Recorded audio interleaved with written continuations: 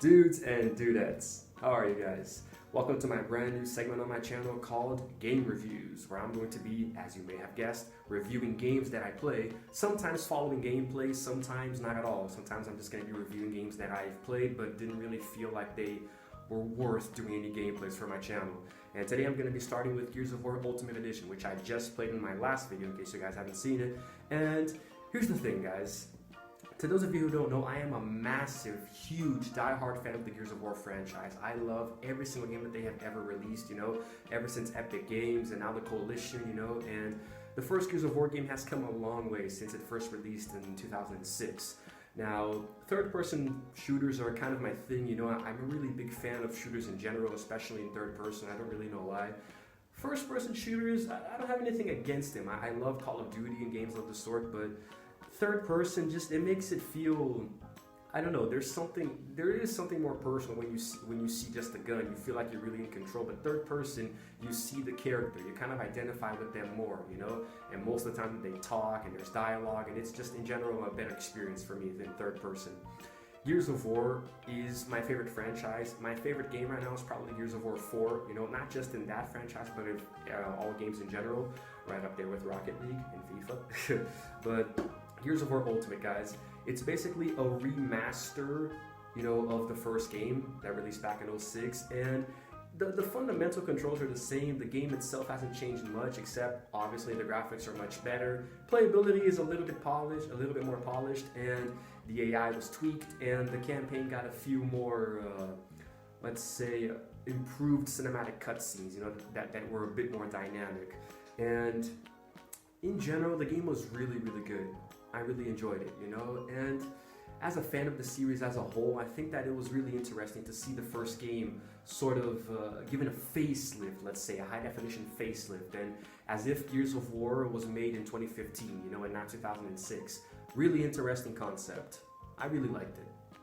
By the way, you guys might notice throughout the video some different changes in lighting, because I'm trying to mess around with it a bit, because for some reason my camera is doing this stupid thing here. If you guys notice, it's like blurring the image here or something. I keep trying to fix it. I have no idea what's causing it. I've been trying to fix this for an hour, but I figured I'm just going to record anyway and try to see what I can do later in the edition. But anyway, so the campaign was sort of, what's the word?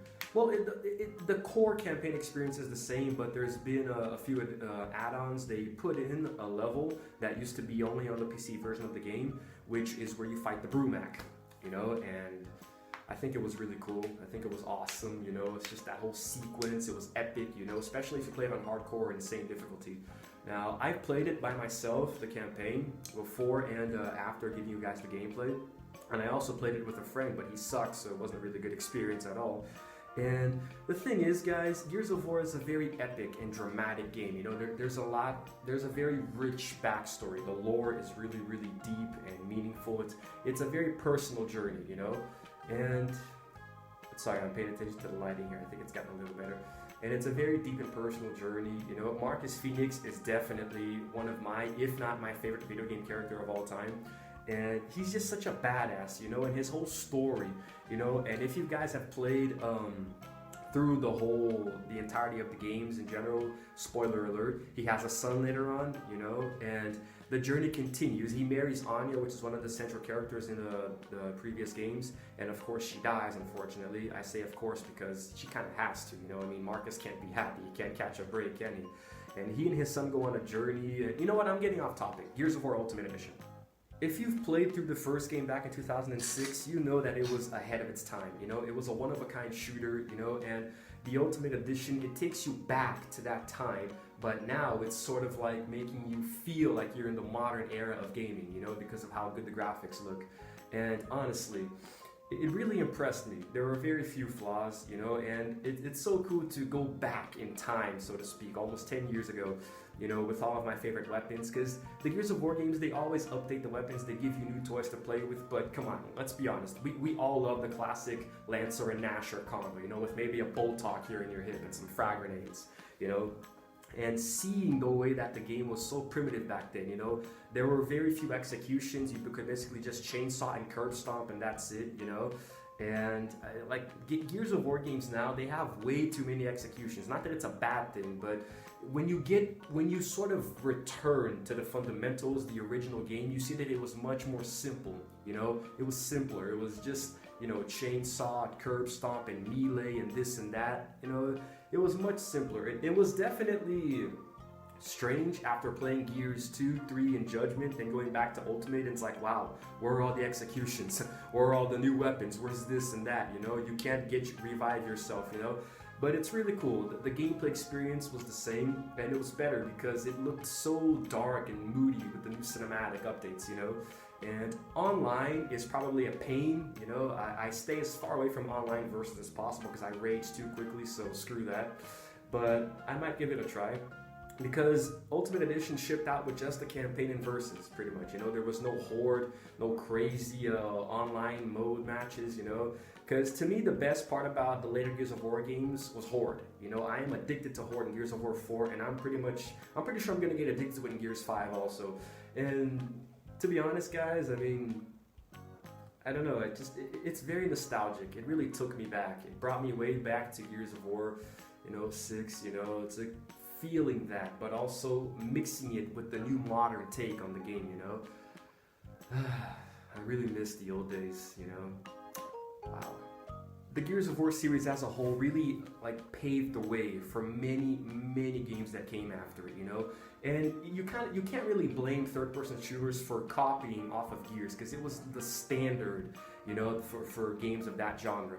Kind of like Halo, you know, everyone says that first-person shooters that come out all copy Halo or Call of Duty, but can you really blame them? Because, I mean, they're kind of the giants of that genre, you know, you can't really help but be influenced by these games when you're making a new one.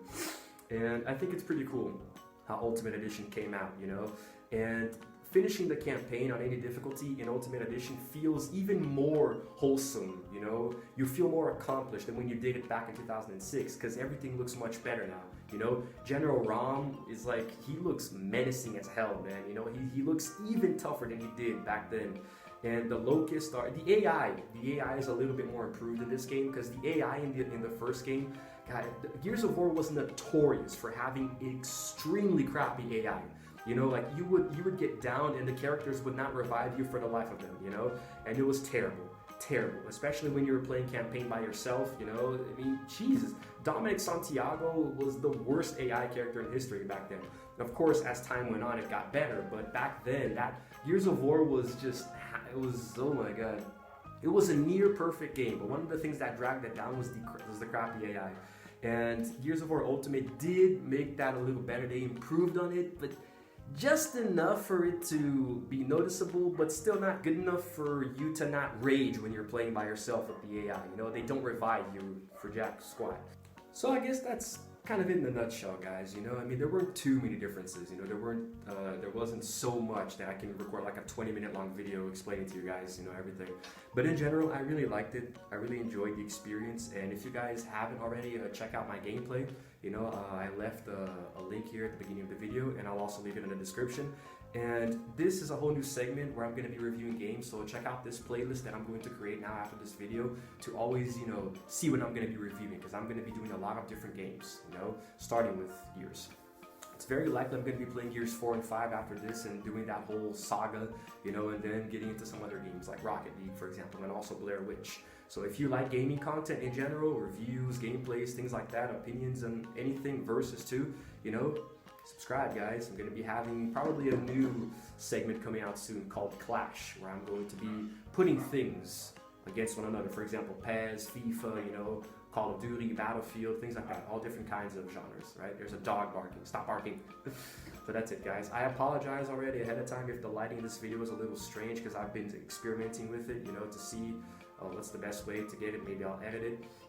And also, I'm not entirely sure if this is going to be my permanent fixture for these game reviews. I want to do different segments in different rooms of my house, you know, but man, I don't know. I'm going to see how this is going to turn out. So guys, I'm going to be releasing a celebratory video next, commemorating 1,000 subscribers, and maybe also giving you guys an update in the same video or a separate one, I don't know. But either way, thanks for watching, guys, and if you haven't already, like and subscribe, leave a comment, tell me what you guys think, if you like this format, and what games you want me to review. If I play them, I'll leave a video for you guys, alright? So, until then, I will see you guys in the next video, dudes and dudettes.